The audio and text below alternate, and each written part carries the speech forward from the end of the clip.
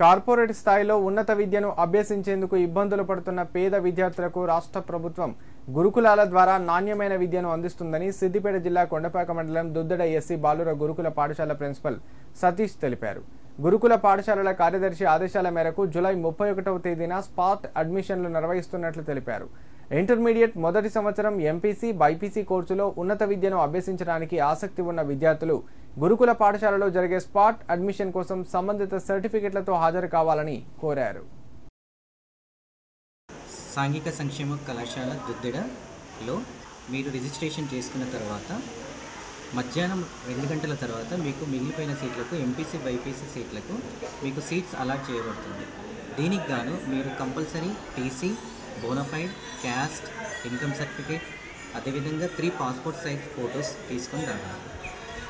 Thank you.